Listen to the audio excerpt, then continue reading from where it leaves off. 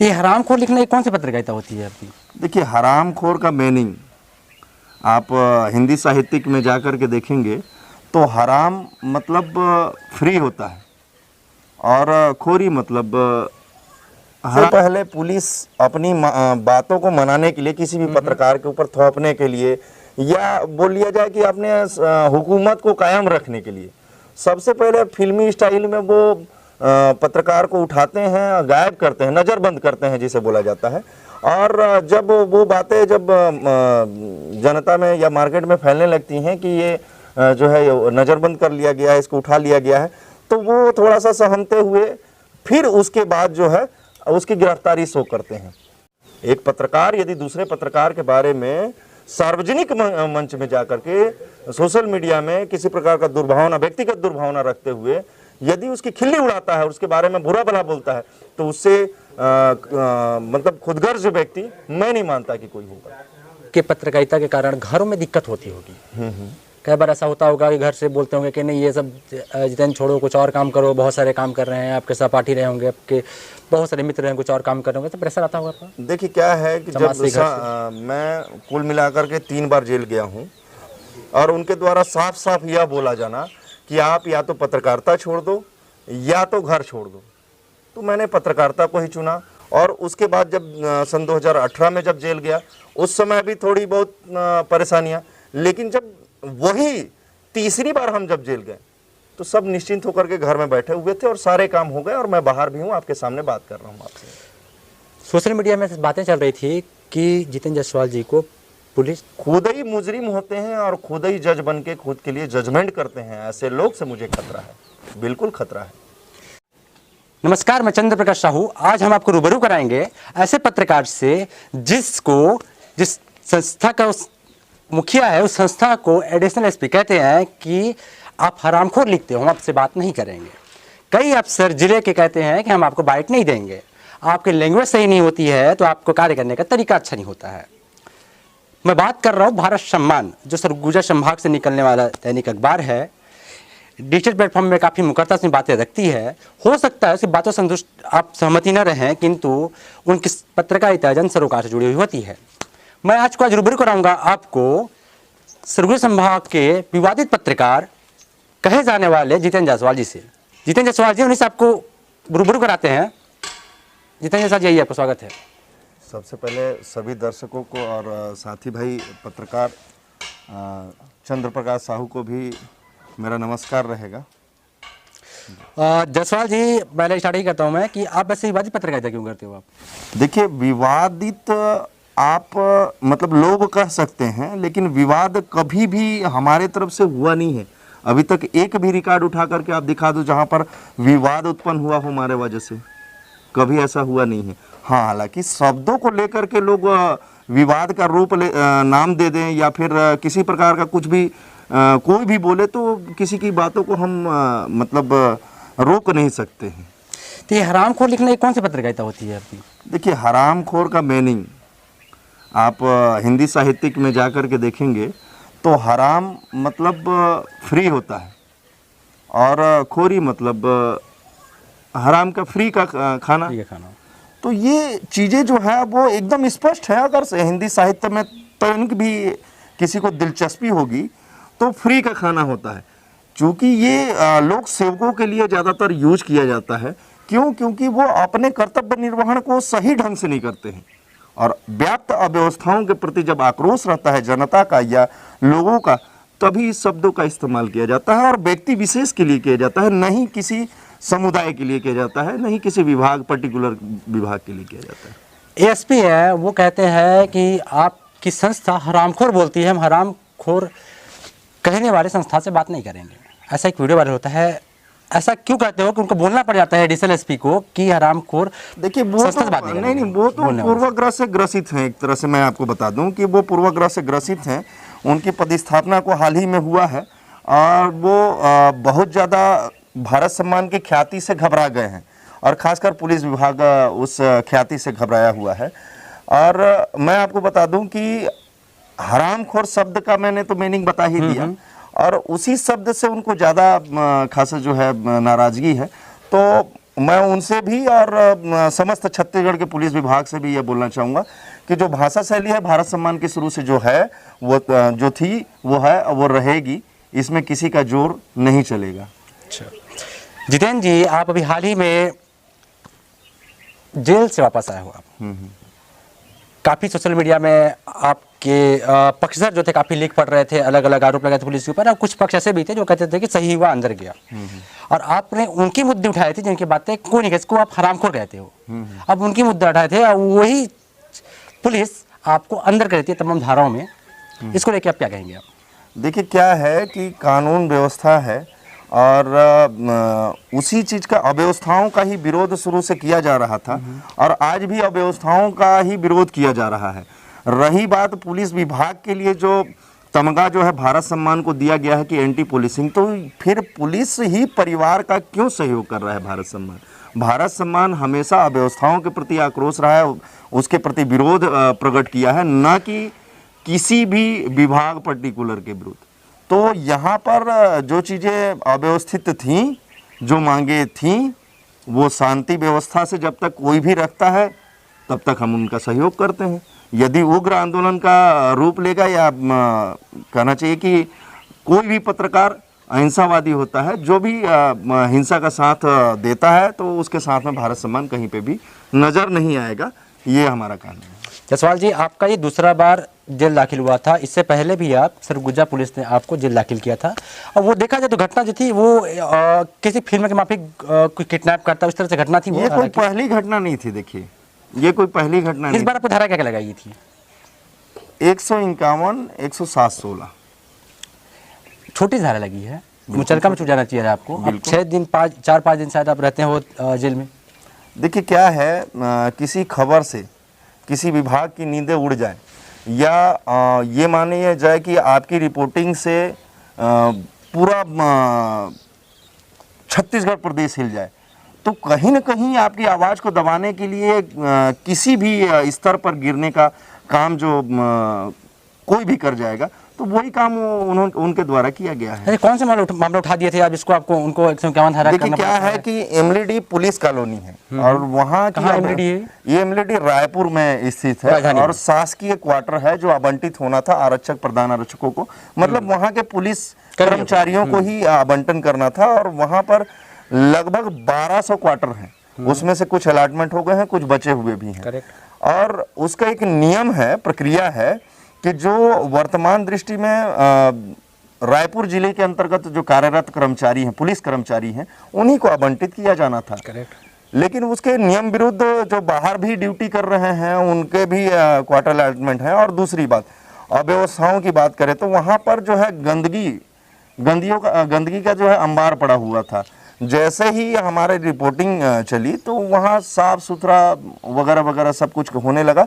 और सबसे बड़ी बात, सबसे गंभीर बात कि पुलिस से ही उगाही करते हुई पुलिस की वहाँ की महिलाओं के द्वारा शिकायत की गई, जिससे ये देखिए क्या है, पुलिस क्वार्टर अलॉटमेंट होता है। आप पत्रकार हैं, इस चीज़ को समझ सकते हैं कि हमारे छत्तीसगढ़ प्रदेश में अगर कुल पुलिस की बात की जाए तो 60 से 70 हज़ार पुलिसकर्मी हैं और क्वार्टर उसकी अपेक्षाएं जो है बहुत कम है। तो अब वो किसको दे किसको ना दे, तो इसी में जो है वहाँ के बाबू अब्दे के कर्मचारी जो होते हैं और उसी चीज़ का लाभ उठाते हैं कि फलना को नहीं देंगे, फलना को देंगे। तो उसी में जो है भेदभाव करने और रेट बढ़ाने का सिलसिला और उसी में लेन देन की प्रक्रिया। ये कोई रायपुर में पहली मर्तबा किसी के ऊपर आरोप नहीं लगा है, ये तो सारे जिलों का हाल यही है। यही हाल है। इसकी रिपोर्टिंग करते हुए आपको जेल भेज दिया जाता है जी, करेक्ट। तो इस पे आपने आरोप लगाए थे कि जो वहाँ के जो राजधानी के जो अफसर हैं उनके संरक्षण में आपका कहना था? उनके संरक्षण में घोटाले हुई थी? जी बिल्कुल। देखिए क्या है, यदि आप किसी संस्था के प्रमुख हैं और आपके कार्यालय में आपका ही कर्मचारी यदि गलत करता हुआ पाया जाता है तो कहीं न कहीं संदेह आपके ऊपर भी किया जा सकता है। तो जांच कैसे हो सकता है ना? आप कैसे बोल सकते हैं कि उनकी संरक्षण है? नहीं, बिल्कुल क्यों नहीं है जनाब। एक चीज आप याद रखिए, ये अनुशासन के वजह से जो है यह विभाग को माना जाता है, जाना जाता है। और इसी विभाग में यदि अनुशासनहीनता हो और उनके सामने यदि लेन देन जैसे गंभीर आरोप लगे तो उनको गंभीरता से लेकर के उसको तत्काल जांच में लिया जाना था, तब हम मानते कि उनकी संलिप्तता नहीं थी। जो आवाज उठाने वाला पत्रकार है उसको आप जेल में भेज करके क्या साबित करना चाहे? मतलब हमारी जो कुरीतियां हैं, जो गंदगी है, पसरी हुई गंदगी है, वो उसको उजागर ना हो पाए, वो उसकी गंदगी किसी को ना समझ में आए, तो आप उसको दबाने का काम किए हैं। तो क्या राजधानी है वो, वहाँ पर प्रेस क्लब में तमाम पत्रकार सदस्य हैं, तमाम पत्रकार हैं, तो क्या जितेंद्र जायसवाल कुछ सरगुजा जाना पड़ता है वहाँ पर? क्या आप हीरो बनना चाह रहे थे वहाँ पर जाके? नहीं, देखिए, आप ऐसा बोल सकते हैं कि हम हीरो बनने के लिए गए थे, ऐसे ही हमारी कोई मंशा नहीं थी हीरो बनने की। और ये माफ़ कीजिएगा, आपको यदि अभी बोल दिया जाए, आप कितना भी हीरोपंथी कर लें, आपको यदि बोल दिया जाए कि अभी जेल जाना पड़ सकता है, हमने जो है वहाँ की माताओं बहनों का जो कहना था कि भाई जो एक्चुअल चीज़ें हैं वो मीडिया में नहीं आ पाती हैं, तो हमारा जो दर्द है, हमारी जो समस्या है, हमारी जो आवाज़ है, हमारी जो मांगे हैं, वो एक्चुअल में जाए सरकार तक, और फिर उसके बाद वो उनकी प्रतिक्रिया है। तो रायपुर राजधानी में पत्रकार है ना, जितेंद्र जायसवाल से जरूरत क्या पड़ता है यहाँ से? देखिए क्या है, फिर से मैं आपको बताऊंगा कि क्या पत्रकार सक्रिय नहीं है? नहीं, देखिए, मैं किसी भी पत्रकार के ऊपर जो है प्रश्न चिन्ह नहीं उठाऊंगा। मैं आपको बताना चाहूंगा, माफ करता हूं, कि यदि आपकी डिमांड बढ़ जाए तो उसमें किसी और के ऊपर कीचड़ उछालना या प्रश्न चिन्ह लगाना ये उचित बात नहीं है। अच्छा, तो यही कारण है जो पुलिस विभाग को खटक रही थी, और मैं कहता हूं पुलिस विभाग को ही नहीं, राज्य सरकार को भी जो है खटक रही थी कि ये कहीं इनके जो व्यूवरशिप हैं, इनके जो चाहने वाले हैं, दिन ब दिन बढ़ रहे हैं और लोग जागरूक हो रहे हैं। ये जागरूक ना हो इसलिए उनकी मंशा थी कि इस बात को दबाया जा सके। अच्छा जितेंद्र जी, आप हमेशा से एंटी पुलिस की रिपोर्टिंग करते हैं, पुलिस की हर कार्य आपको गलत ही दिखती है, ऐसा पुलिस के आला अधिकारियों का कहना होता है। देखिए, अधिकारी चाहे जो भी बोले, हम उस बात से सहमत नहीं हैं। और रही बात एंटी पुलिसिंग, तो ये हम नहीं मानते। अब वो कुछ भी नाम दे सकते हैं, जैसे मैं आपको किसी भी नाम से पुकार लूँ, ये मेरी अभिव्यक्ति की आज़ादी है, ठीक है। तो यदि हमको अभिव्यक्ति की आज़ादी है तो उनको भी है, तो वो तो और भी कुछ बोल सकते हैं। और इससे पहले कई लोग कई प्रकार का उपाधि भी दिए, तो क्या मैं वैसा बन गया क्या? बिल्कुल नहीं। जैसा आप करते हैं वैसा आपको दिखता है समाज में। आप हमारे व्यूवरशिप के कमेंट जा करके पढ़ लें, हमारे पाठक के किस कदर कमेंट आते हैं, उनमें आप एक नज़र डालेंगे तो सब दूध का दूध पानी का पानी हो जाएगा। ये हमारे खरीदे हुए तो नुमाइंदे नहीं हैं, जनता है। जनता को जो चीज़ चाहिए जनता के अनुसार, जनता को तो मसाला चाहिए। नहीं, मसाला से मतलब नहीं है, जनता को जनता के अनुसार जनता की वास्तविक चीज़ें चाहिए, और वो हम परोसते हैं। अच्छा, अजय जितेंद्र जी, ये बताइए मुझे, आप 2018 की बात है सर, मैं गलत जा रहा हूँ तो, आप किसी स्टोरी को करते हो, उससे पुलिस आप पे 420 या तमाम अलग अलग धारा वसूली बात करके वो अंदर 420 वगैरह धारा नहीं लगी हुई थी, मैं थोड़ा ध्यान नहीं, आईटी एक्ट और इस तरह की धाराएं लगी हुई थी। उस पे आप कितने दिन जेल में थे? उस समय 2 दिन हम जेल में थे। उसकी अब तक क्या उसमें निकल के आया? देखिए क्या है, उस घटना को अगर मैं संक्षिप्त में बताऊं तो सबसे पहले पुलिस अपनी बातों को मनाने के लिए, किसी भी पत्रकार के ऊपर थोपने के लिए, या बोल लिया जाए कि अपने हुकूमत को कायम रखने के लिए, सबसे पहले फिल्मी स्टाइल में वो पत्रकार को उठाते हैं, गायब करते हैं, नज़रबंद करते हैं जिसे बोला जाता है। और जब वो बातें जब जनता में या मार्केट में फैलने लगती हैं कि ये जो है नज़रबंद कर लिया गया है, इसको उठा लिया गया है, तो वो थोड़ा सा सहमते हुए फिर उसके बाद जो है उसकी गिरफ्तारी शो करते हैं। जबकि आपको मालूम होगा कि हमारी पत्नी के द्वारा जो है, जब मैं गायब हुआ था, हमारी पत्नी के द्वारा जो है आवेदन दिया गया। अगर वो सूचना दे दिए रहते हमारी पत्नी को, तो ये क्यों आवेदन देती है और क्यों पुलिस एक्सेप्ट करता है? इसका मतलब कि कहीं ना कहीं वो अपनी बर्बरता को या अपनी हुकूमत को, शहंशाही को दिखाना चाहते हैं कि हम जो चाहें वो कर सकते हैं। और उसके बाद जो है न्यायालयीन प्रक्रिया होता है, आप भुगतते रहना, झेलते रहना, न्यायालय और कोर्ट कचहरी के चक्कर लगाते रहना। चलिए ठीक है, मान लिया जाए कि वो उनके अनुसार जो है हमने गलती की, तो फिर ऐसी क्या बात हो गई भाई? 17 दिसंबर 2018 की बात है, जिस दिन मुझे जेल दाखिला किया गया। 16 को ये उठाए थे और आज दिनांक तक चालान पेश नहीं किया गया है। अब तक चालान पेश नहीं हुआ है? जी बिल्कुल। अभी तो आप हाईकोर्ट का दरवाजा खटखटाए हुए हैं। देखिए, हाई कोर्ट एक प्रक्रिया है, वहां तो हम जाएंगे, वो हमारा अधिकार है। और जब सारे जगहों से आप थक जाते हैं, सारे जगहों पे आप आवेदन शिकायत दे करके थक जाते हैं, तो एक न्यायालय ही अंतिम जो पड़ाव रहता है, या बोला जाए कि न्याय की उम्मीद जहां रहती है वो न्यायालय ही है। तो माननीय न्यायालय के यहाँ हम शरण लिए हैं। आप देखिए, समय बताएगा कि फैसला किसके पक्ष में जाता है। यदि हम सही होंगे तो हमारे पक्ष में जाएगा, वो सही होंगे तो उनके पक्ष में जाएगा। न्यायालय का मसला है, वो न्यायालय का मसला है। जितेंद्र जी, अब मैं आपके व्यक्तिगत में आता हूँ। जितेंद्र जी, अब कुछ सालों से ही पत्रकारिता में अचानक से देखा जाता है आपको। ऐसा लोगों का मानना है कि इससे पहले जितेंद्र कहाँ था, तमाम चीज़ें होती थी। तो ये सफ़र अंबिकापुर सरगुजा में पत्रकारिता करने का कहाँ सफ़र स्टार्ट होता है? जैसे कि आप भारत सम्मान जिस संस्था को चलाते हो, आप उसमें पहले जो मेरी जानकारी जो मैं इकट्ठा किया, कलेक्ट किया हूँ मैं, इसके पहले मार्केटिंग में काम किया करते थे, जो कहीं और का साप्ताहिक मंथली कुछ अखबार था। फिर वहाँ से आप काम करते हो, फिर इसके रजिस्ट्रेशन अवेयरनेस कराते हो, तमाम चीज़ें होती हैं। वो प्रोसेस कैसे था और कैसे मार्केटिंग से एडिटोरियल में आते हो आप? देखिए, सन 2005 की बात है। जैसा कि आप बताया, बिल्कुल सही है कि विज्ञापन जो है वो एक सेक्शन होता है पत्रकारिता का, वो सभी जानते हैं। और उस सेक्शन में 2005 से मैं शुरुआत किया। फिर उसके बाद जो है, जब विज्ञापन के सेक्शन में जाने के बाद पता चला कि सिर्फ और सिर्फ पत्रकार उसे बोला जाता है, क्योंकि वहाँ पे बहुत सारे चीज़ों फ्रेंडली होती है। जैसे कि कैमरा, हॉकर की बात किया जाए, अखबार की बात किया जाए तो हॉकर होता है, फिर उसके ऊपर में रिपोर्टर होता है, फिर मतलब कैमरामैन, बहुत सारी चीज़ें, बहुत सारी चीज़ें, तमाम चीज़ें, मतलब विभाग होते हैं, कई सारे पद होते हैं। तो हमने जो है मार्केटिंग, बतौर मार्केटिंग के तौर पे जो है पत्रकारिता। कहाँ से स्टार्ट किया था आप? हम जो 2005 भारत सम्मान नामक जो है पाक्षिक समाचार पत्र जो है छपता था, जो जबलपुर से प्रकाशित होता एमपी था, से? मध्य प्रदेश, जबलपुर से प्रकाशित होता था।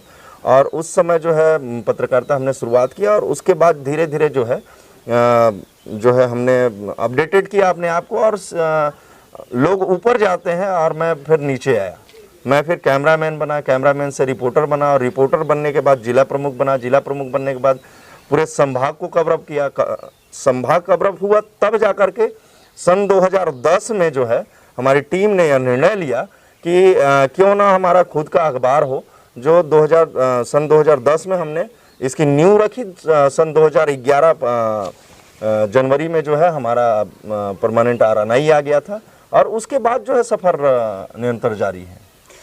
आप लगभग 3 साल, जो मेरे को जानकारी मेरे रिसर्च टीम ने बताई है कि 3 साल आप पत्रकारिता पेशे से ही बाहर थे आप। बिल्कुल, हाँ। ऐसा क्या कारण आ चुका था? देखिए, क्या है, जैसे ही हम 2011 में भारत सम्मान का उद्गम हुआ, तो क्या है कि नई नई जो टीम बनती है, नए नए लोग जुड़ते हैं, तो कभी कभी आप पहचानने से मतलब नहीं पहचान पाते हैं कि वो किस व्यक्तित्व का है। या ये कहना अतिशयोक्ति नहीं होगा कि आपके अंदर अनुभव की कमी होती है। आपने तो पत्रकारिता सीख लिया, मैच्योरिटी नहीं आती है। वो टीम लीडिंग कैसे होगा, वो कहीं ना कहीं चूक है। मैं इस बात को स्वीकार करता हूँ कि हाँ, मुझसे भी कहीं ना कहीं चूक हुई है। वो टीम धीरे धीरे बिखरता गया, और इस कारण फिर उसके बाद जो है सन 2012 में मेरी शादी हो जाती है। तो मैं फिर सारी दुनिया से थोड़ा सा अलग हो करके मैं अपने खुशहाल, मतलब वैवाहिक जीवन को जो है पूर्ण रूप से जीने की कोशिश करता। ये चीज़ जितेंद्र जायसवाल जी, अभी आप अंबिकापुर में रहते हैं मूल। वैसे आपकी प्राथमिक शिक्षा और एक घर होता है जो कि मेरी वहाँ घर है, जहाँ मेरी मिट्टी है, जहाँ से मैं पैदा होता हूँ, या तमाम चीज़ें होती है, कहाँ पड़ता है घर में? देखिए, क्या है कि अविभाजित सरगुजा में मेरा जन्म हुआ है। बलरामपुर जिला, जो वर्तमान में बलरामपुर जिला बन गया है, उसके वाड्रफ नगर विकास खंड में हमारा निवास है, जन्म स्थान है। और वहाँ से हमारी प्राथमिकी शिक्षा शुरुआत हुई, और या संभाग मुख्यालय बोल लिया जाए या जिला मुख्यालय, यहाँ आते आते तक हमारी जो है ग्रेजुएशन की जो है शिक्षा। घर आपकी बलरामपुर जिले में पड़ता है? बलरामपुर जिले। यहाँ पर आपका कार्य क्षेत्र रहा है काफी लंबे समय से? जी। अच्छा जायसवाल जी, आपके जो परिजन हैं या परिवार के सदस्य हैं, वो अलग अलग डिपार्टमेंट में, केवल आप ही ऐसे हो कि जो जर्नलिज्म में आए हुए हो? जी बिल्कुल। तो ये जर्नलिज्म का ही की ओर बढ़ना कैसे, मतलब और भी कुछ कर सकते थे आप घर में? दुकान? देखिए, क्या है, मैं आपको बता दूं कि जब थोड़ा सा जैसे किशोरावस्था से जैसे ही थोड़ा बहुत समझने की क्षमता जागृति होती किसी भी बालक में, तो वो एक थीम तैयार सेट करता है कि मेरे को ये करना है। तो मुझे शुरू से मतलब इच्छा थी अपने अंदर, मैं उस तरह का डेवलप भी किया अपने आप को, लेकिन कहीं ना कहीं चूक हो जाती है बोलते हैं, तो उसके वजह से वो चीज़ें नहीं हो पाई। मैं एक्चुअल में क्या है, आर्मी में जाना चाहता था, बीएसएफ में जाना चाहता देश की था, सेवा करने के लिए। देश की सेवा करने के लिए। कई बार ट्राई भी किया, तो बाकी सारी चीज़ें तो निकाल लेता था, बीम नहीं हो पाता था, कई सारी फिजिकल में दिक्कत होती है आपको? फिजिकल में दिक्कत होता था, जो उसके कारण जो है मैं अपनी कितनी भी मैं उस तमाम कोशिशें किया और कितनी भी मैं मतलब प्रैक्टिस किया, लेकिन वो चीज़ें संभव नहीं हो पाई। तो फिर मैं वैक फूड में आया। फिर जर्नलिज्म में अपनाया आपने? जी जी। अभी पूरे परिवार या बोल लिया जाए कि पूरे खानदान में मेरे कोई जर्नलिज्म में नहीं था, इकलौता वन मैन हूँ कि जो मैं पत्रकारिता, क्योंकि मुझे सेवा करनी थी, सेवा करनी थी। वहाँ पे उस पैसे में जो है मुझे सैलरी मिलती और मैं देश की सेवा करता, और यहाँ पे विदाउट सैलरी लोगों के सहयोग से मैं यहाँ सेवा कर रहा।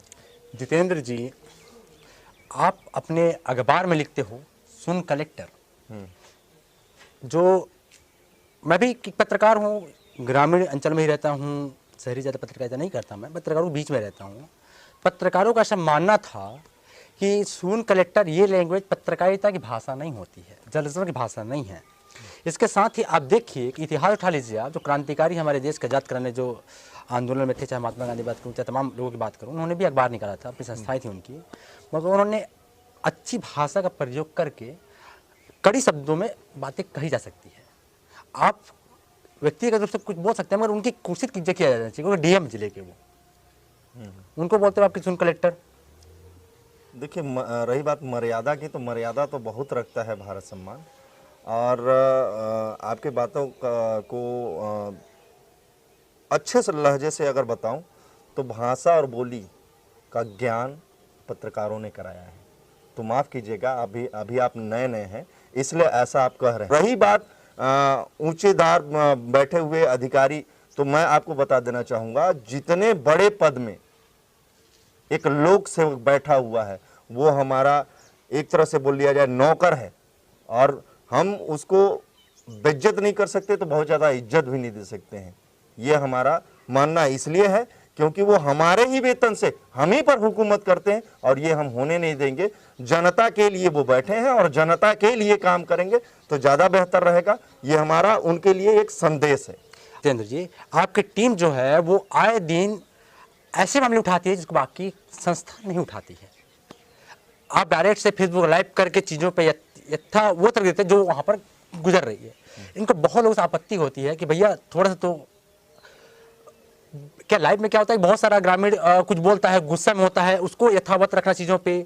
बहुत पत्रकारों से मानना है कि वो रिकॉर्डिंग में चलना चाहिए था या तमाम चीज़ें होना चाहिए था, और ऐसा बहुत सुनने में आता है कि आपने ऐसे ऐसे अपने कर्मचारियों को माइक थमा देते हैं जिनको अच्छे से कार्य करने का अनुभव भी नहीं है। देखिए क्या है, मैं बता पत्रकारों रहा का हूँ। कहना है। देखिए उसके बारे में मैं आपको एक चीज़ बताना चाहूँगा कि पहले तो पत्रकारिता की परिभाषा जाने लोग बाग, कि पत्रकार वह नहीं है जो सिर्फ मतलब 40 पैराग्राफ लिख ले।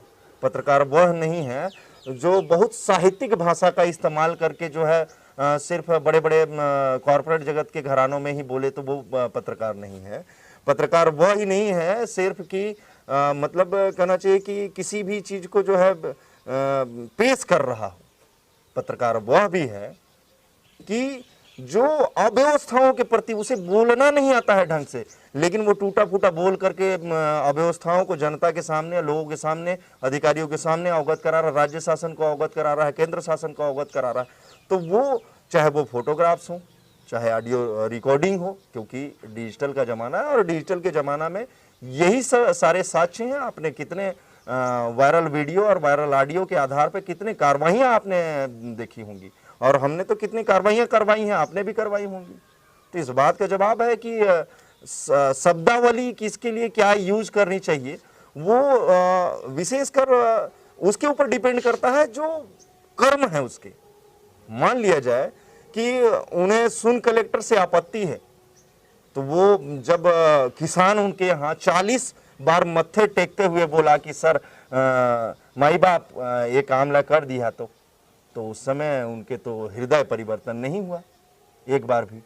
जब वो सामान्य भाषा में जब वो गिड़गिड़ा करके वो किसान वो बोल रहा था कि इसमें जांच करवाइए और इसमें मतलब कोई परिणाम निकालिए, इनके विरुद्ध में कार्रवाई कीजिए, तब उन कलेक्टर साहबान का जो है हृदय नहीं परिवर्तन हुआ। जैसे ही भारत सम्मान के द्वारा जो है बोला जाता है सुन कलेक्टर, तुरंत कार्रवाई होती है, तुरंत एफआईआर दर्ज होता है और जो है शाखा प्रबंधक फरार हो जाता है। आज तक उसकी गिरफ्तारी नहीं हुई है। तो कहीं ना कहीं भाषा और बोली उसके लिए इस्तेमाल की जाती है जो सुस्त हो गया है, जो सुनने के बावजूद जो है सुनना नहीं चाहता है। व्यवस्थाओं के प्रति जो है उसका कोई उत्तरदायित्व ही नहीं बनता है। ऐसा लगता है कि मतलब जैसे कि वो मुर्दे हों। तो मुर्दों को जगाने के लिए कम से कम किसी रुखर या खुरदुरा या बोल लिया जाए कि थोड़ा कठोर शब्दों का इस्तेमाल किया जाए तो कोई हर्ज नहीं है। आपको याद होगा कि लोक सेवक का आलोचना करना कोई जुर्म नहीं है।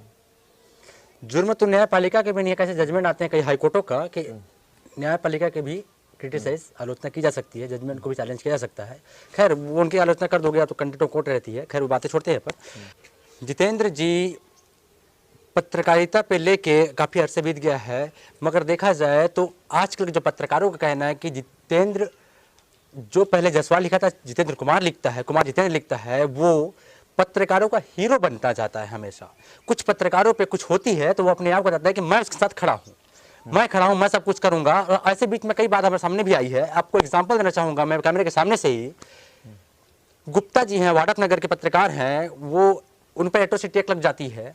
आपके सहयोग से शिकायत देता है कि भाई मैं अकुदा करने जा रहा हूँ, बाद में उसे गिरफ्तारी जाती है। वहाँ पर जितेंद्र जसवाल नहीं जाते हैं उसे पुष्ट परख करने के लिए। देखिए क्या है, मैं आपको बता दो सवाल किया आपसे। एक सवाल ये कि वो व्यक्ति के पास आप नहीं गए। दूसरी बात, पत्रकारों का मानना है कि आप अपने आप को क्रांतिकारी पत्रकार के रूप में, पत्रकारों का हितैषी के रूप में, पत्रकार सुरक्षा कानून बनवाने के रूप में आप मुखर होकर बातें करते हैं। इसको लगता है पत्रकारों को कि हमारी कुर्सी, मैं बोल रहा हूँ आपके कैमरे सामने बोल रहा हूँ, हमारी कुर्सी थोड़ी सी हिली हुई है क्योंकि कुछ पत्रकार अपने आप को मठाधीश बन के बैठे हैं कि हम अध्यक्ष हैं, हम करता हैं। उन्हें कहना है कि पत्रकार वो पद पदवी वाला खेल तो वही जाने जो हमारे बारे में अफवाहें फैलाते हैं। रही बात ये अंदर से सेवा करने की बात, तो मैं किसी संगठन से जुड़ा हुआ नहीं हूँ। किस संगठन से जुड़े हुए हैं आप? किसी संगठन से जुड़ा हुआ नहीं हूँ। मेरा कहीं पे भी किसी प्रकार से कोई दबाव नहीं है, ऊपर से ना नीचे से।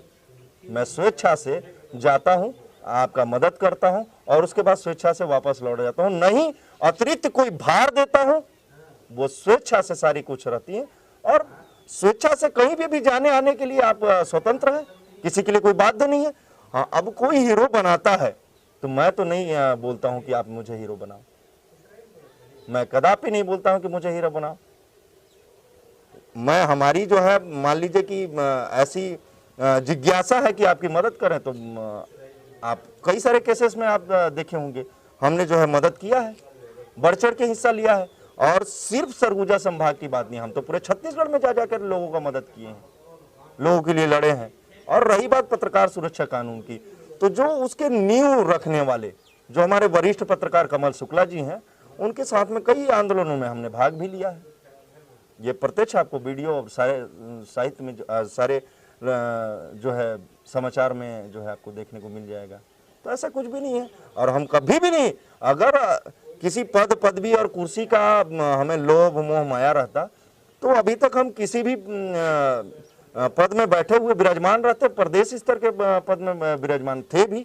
आप ध्यान दिए होंगे, पहले मैं जो है छत्तीसगढ़ जर्नलिस्ट यूनियन में प्रदेश सचिव था और जैसे ही उनके एक मुखिया के द्वारा जो है हमारे ही वरिष्ठ पत्रकार के खिलाफ में जब बातें लिखी, हमने तुरंत त्याग पत्र दे दिया।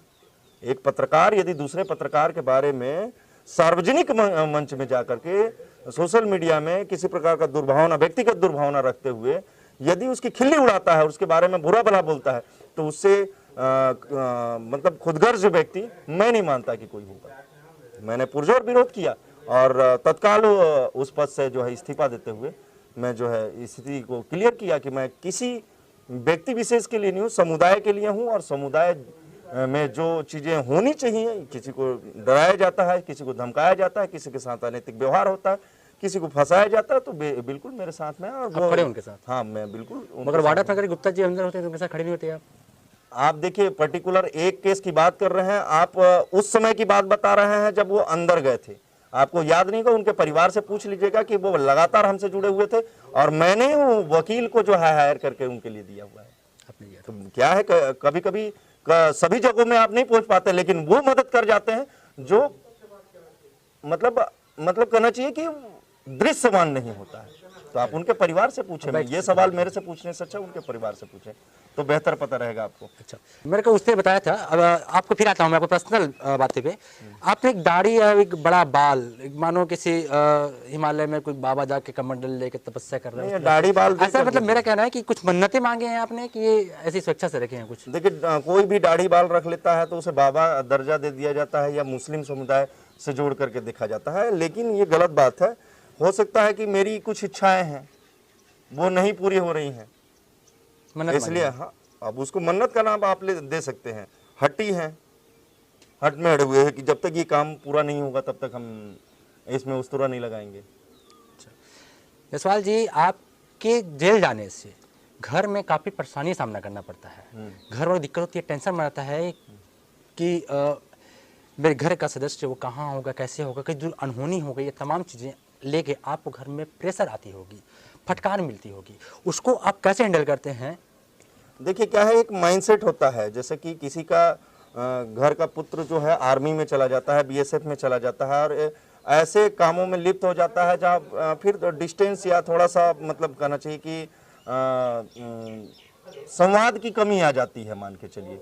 तो वहाँ पर ये चीज़ें जो है परफेक्ट परिवार वाले भी उस परिस्थिति में ढल जाते हैं कि हाँ बस उनको ये लगता है कि हमारा जो परिवार का जो सदस्य या मुखिया है वो सही काम कर रहा है, यानी तो वो निश्चिंत रहते हैं। और आपको बता दूं कि जो सही काम करने वाले होते हैं उसके अनेक लोग होते हैं मददगार साबित होते हैं, जो मदद करने वाले लोग होते हैं। वैसे ही हमारे केस में हुआ, आप ध्यान दिए होंगे, जैसे ही मैं जेल गया तो एक टीम वकील ला रहा है, एक टीम जो है खबर बना रहा है, एक टीम जो है, अब ये सारी तमाम चीजें जैसे ही मार्केट में फैली तो नेशनल इंटरनेशनल मीडिया जो है, इंटरनेशनल मीडिया इसमें इन्वॉल्व हुई जी। करेक्ट। एक बात मैं पूछूंगा आपसे कि आपके पत्रकारिता के कारण घरों में दिक्कत होती होगी।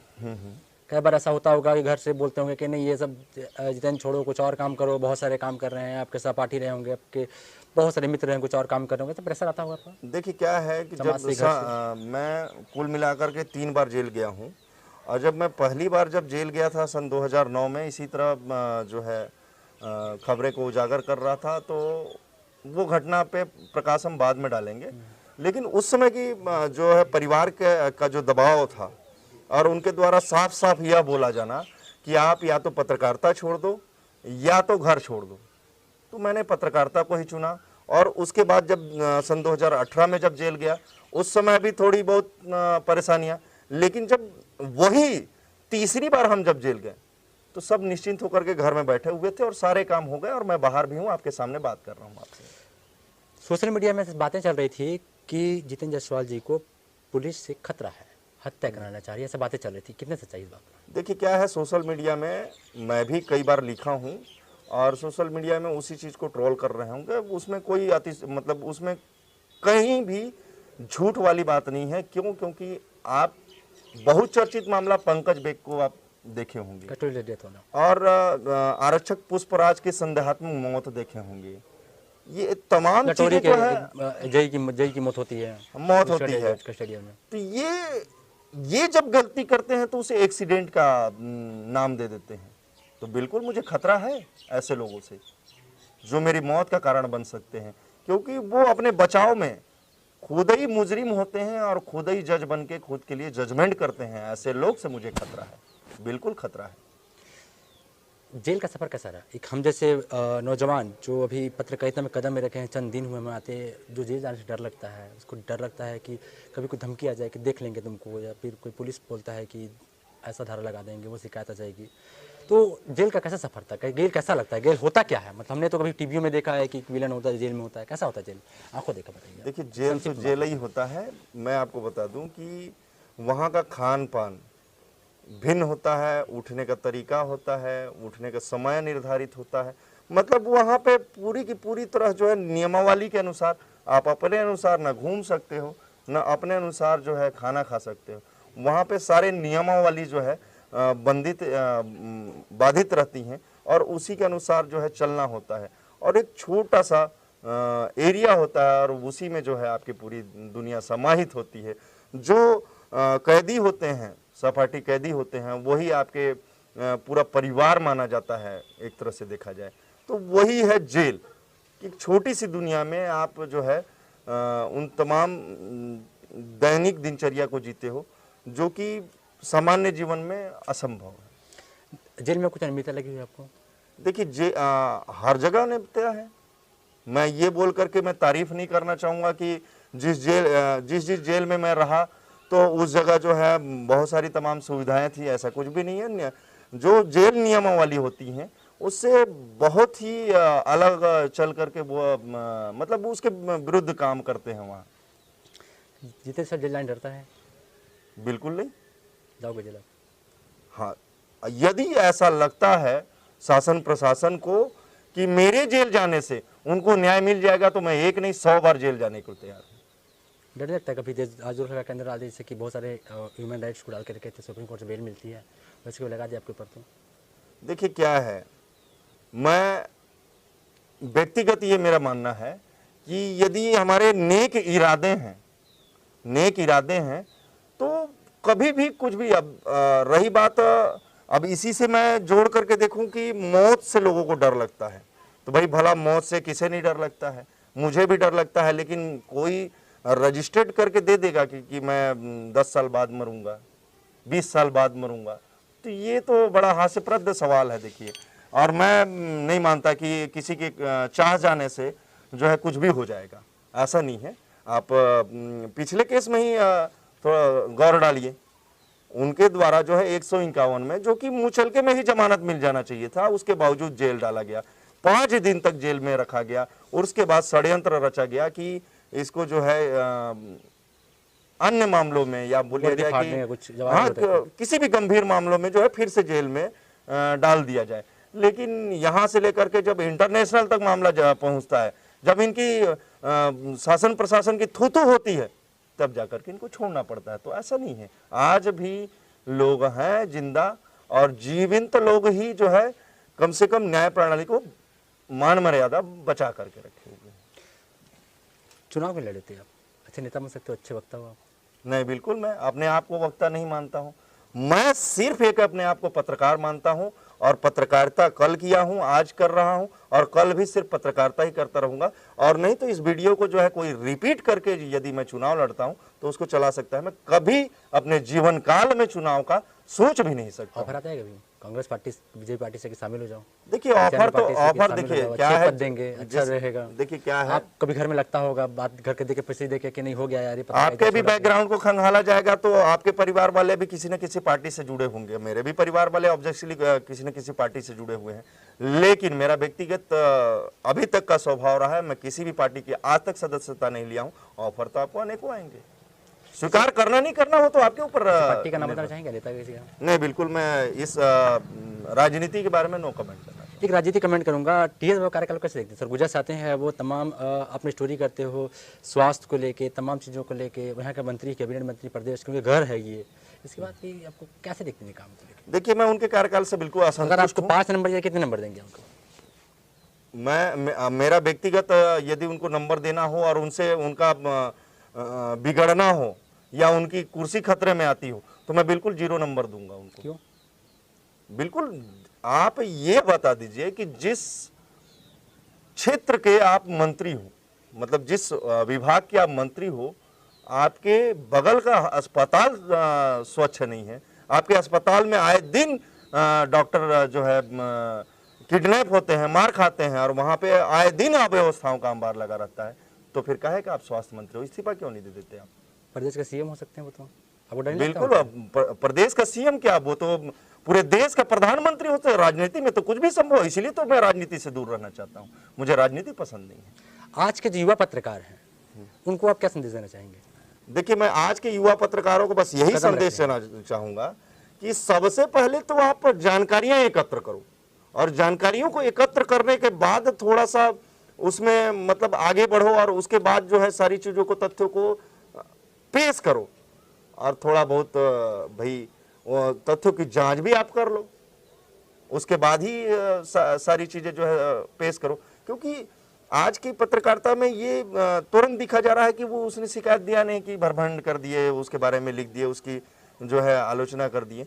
तो तथ्यात्मक को पूरी जांच कर ले, खुद से थोड़ा समय ले ले, खबरों की होड़ में खबरें ना लगाए कि मुझे मतलब पहले लगाना है, मुझे पहले लगाना है के चक्कर में पहले खबर में किसी को आहत ना पहुंचे। जायसवाल जी, घर में बच्चे हैं आपके, घर में एक बीवी है, खाना बना के शाम को इंतज़ार करती है मेरे पति आएंगे। कई बार ऐसा लगता होगा उनको कि आज नहीं आ पाएंगे, तो डर नहीं लगता आपको कि बच्चे हैं, कैसे उन्हें कुछ हो गया या किसी किडनैप कर लिया, तमाम चीज़ें हो गई? क्योंकि आप पुलिस ही नहीं, भू माफियाओं या तमाम अलग अलग लोगों पे तमाम रिपोर्टिंग करते हैं, उसको भ्रष्टाचार उजागर करते हैं। ऐसा डर नहीं लगता घर में? देखिए, आरोप आपकी बातों को खंडन करूंगा, आरोप हम नहीं लगाते हैं, आरोप जो है वो जनता लगाती है। और मान लीजिए कि यहाँ पर तस्करी हो रही है तो लोग साक्ष्य प्रस्तुत कर रहे हैं, वो हमको हूबहू दिखाने का काम करते हैं। और रही बात परिवार की, तो परिवार में पत्नी बच्चे सिर्फ मेरे घर में नहीं हैं, उस फौजी के घर में भी हैं, और तमाम जो देश के लिए जो रक्षा कर रहे हैं उनके घर में भी पत्नी है, उनके घर में भी बच्चे हैं। क्या उनको नहीं लगता है कि हमारे पिता वापस लौटेंगे कि नहीं लौटेंगे? तो मेरा जवाब अभी भी वही है जो पहले मैं बता चुका हूं कि देश की रक्षा करना हमारा परम कर्तव्य है। जो आज एक गांव से हमने शुरुआत की थी और फिर उसके बाद शहर, और शहर से आज प्रदेश में पहचान मिली है, या प्रदेश में हमें जन सरोकार का काम करने का मौका मिला, ये हमारा सौभाग्य है। फ्यूचर प्लानिंग क्या है आपकी? देखिए, फ्यूचर प्लानिंग की बात करें तो सीधी सी बात ये, जो हमारा परिवार है, परिवार मीन्स भारत सम्मान परिवार है, वो धीरे धीरे बृहद होते जा रहा है। तो वो जहाँ तक लोग जो है विश्वास करते जाएंगे और जहाँ तक जुड़ते जाएंगे, तब तो वहाँ तक हम जाएंगे। कितने मेंबर होंगे आपके पास? देखिए, मैं आंकड़ा एग्जैक्ट अभी पेश नहीं कर पाऊंगा, क्योंकि पिछले आंकड़ों की बात करें तो लगभग 200 लोग थे, और निष्क्रिय सदस्य को अगर निकाले 70-80 तो लगभग 120 के आसपास अभी भी हैं जो भारत सम्मान के लिए कार्य कर रहे हैं। आप अपनी गुरु किसको मानते हैं? देखिए, मेरे जो गुरु हैं पत्रकारिता के, जैसे कि पत्रकार गुरु भी कई तरह मतलब कई जगहों के होते हैं। जैसे कि हमने जब पत्रकारिता की शुरुआत की तो उस समय गुरु कोई और रहे, फिर उसके बाद जब अखबार के मालिक बने तो उस समय कोई और गुरु रहे। वर्तमान में जो आपके साथ कदम से कदम मिला करके जो चलता है वो हमारे सामने प्रस्तुत है, और मुझे उनका नाम लेने में कोई अतिशयोक्ति नहीं, सबके समक्ष प्रस्तुत है। वो है असिस्टेंट प्रोफेसर अकील अहमद अंसारी, जो आज के डेट में हमारे गुरु हैं और उनके मार्गदर्शन में जनहित की पत्रकारिता करने के लिए अग्रसर है।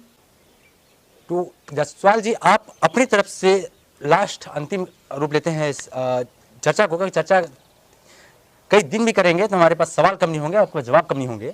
मैं चाहता हूं कि इसको समाप्त किया जाए, इस चर्चा को, और आप हमारे दर्शकों को संदेश देना चाहें तो आप कुछ बता सकते हैं। वो संदेश मैं यही प्यारे देशवासियों को बताना चाहूँगा कि यदि आप भगवान भरोसे बैठे हैं तो ये भगवान या अल्लाह, खुदा, ईश्वर, वो जो भी होगा उसके भरोसे बैठे हैं, तो कहीं आपके दिमाग में ये शब्द भी आना चाहिए कि कहीं वो अल्लाह, खुदा, ईश्वर, भगवान कहीं हमारे भरोसे तो नहीं बैठा है। तो इसलिए जनहित के कार्य में अपना योगदान दें। और मैं यह बताना चाहूँगा कि नर सेवा ही नारायण सेवा है, जैसा बताया जाता है, हमारे पूर्वजों के द्वारा भी बताया गया है। तो जरूरी नहीं है कि हम अगरबत्ती या किसी प्रकार का चादर चढ़ाएं तो ही हम उस धर्म को मान रहे हैं। तो नर सेवा में ही नारायण सेवा है, तो हम नर सेवा पहले करते हैं और उसी में हम मानते हैं कि उसी में उनका रूप है, चाहे वो किसी भी धर्म से आप जोड़ करके देख सकते हैं, और वही हम सेवा करते आ रहे हैं, कर रहे हैं और करते रहेंगे। ये थे जितेंद्र जायसवाल। इन्होंने प्रमुखता से बिना कोई लांग लपेट किए प्रमुखता से अच्छे लहजे में, शांत लहजे में अपनी बातें कही है।